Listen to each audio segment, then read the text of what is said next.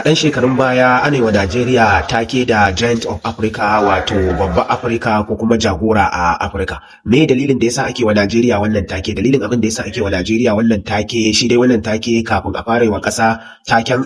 power ko kuma alamu na ɗaukaka, dole ne ƙasa sai ta haɗa wasu abubuwa wanda ba kowace ƙasa ce take da irin wannan abubuwan ko kuma complete wa'annan abubuwan a nahiya ba. A nahiyar Afirka a wannan lokacin Najeriya ta kasance ita ce ƙasa mafi tattalin arziki, sannan ita ce ƙasa mafi yawan al'umma, wanda yawan al'ummar Najeriya a wannan lokacin ya kai kimanin miliyan 70 zuwa mutum miliyan 80 a wannan lokacin. A wannan lokacin kuma Najeriya ta kasance tana da yawan 'yan siyasa waɗanda suke very educated kuma very gentle, wato political influencer. Bugu da ƙari, Najeriya a wannan lokacin ta kasance tana ƙarƙashin mulkin mallaka ne, to amma kuma da dama akwai ƙasashen da suke ƙarƙashin mulkin mallaka wanda ba su samu waɗannan abubuwan ba. A wannan lokacin ana kallon Najeriya tamkar wata ƙasa ce wadda take da ƙarfin fawa, take da ƙarfin faɗa aji a siyasar nahiyar Afirka. Bugu da ƙari da ƙarfin soja, wanda ko bayan samun 'yancin kai an ga yadda Najeriya ta shiga yaƙi na tsawon watanni 30, wato kusan shekara 2 da rabi, amma ba tare da tattalin arzikinta ya raunata ba ko kuma raunin sojojinta ya fito fili karara,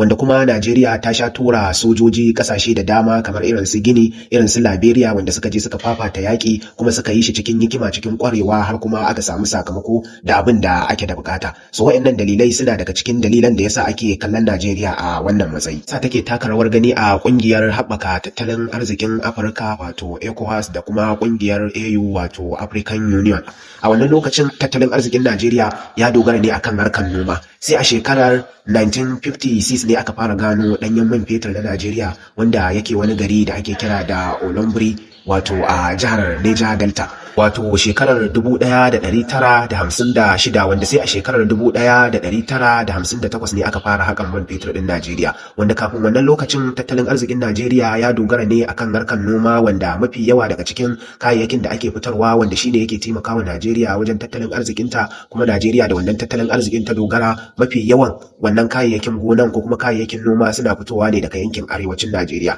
Wato a wannan lokacin arewacin Najeriya kakan iya kace shine yake rike da tattalin arzikin Najeriya, wanda ake noman cotton, wato auduga, daga yankin arewacin Najeriya, da kuma granite, wato gyada kenan, wanda ake loda su a jirgin kasa ake safarar su zuwa kasashen ƙetare, musamman kasashen Turai da Birtaniya da yankunan Amerika. A yankin kudancin Najeriya kuma, wato yankin Yarabawa da yankin Inyamurai, ana noman koko ne, musamman yankin Yarabawa suna noman koko, sannan shi ma ana loda shi zuwa kasashen Turawa. Bugu da ƙari a yankin kudancin Najeriya, musamman yankin Inyamurai da Yarabawa, ana noman abin da ake kira da palm oil, wato manja kenan, ko kuma mu ce man